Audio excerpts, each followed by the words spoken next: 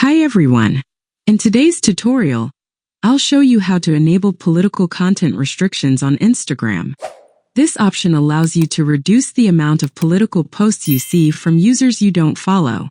If you want to customize your feed and notifications so that fewer political topics reach you, follow my steps to learn how to do it. So, open Instagram and log into your account if you haven't already.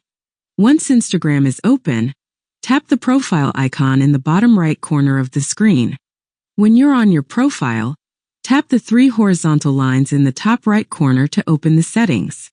In the settings, scroll down a bit, find the option called Suggested Content, and tap on it. When you open this option, immediately tap Political Content. Now just tap the option called Limit Political Content from people you don't follow. After you've enabled this option, your Instagram feed will automatically adjust and reduce the amount of political posts you see from users you don't follow. This will also be the end of this video. If you like this video, don't forget to like it and subscribe to my channel. Thanks for watching and see you next time.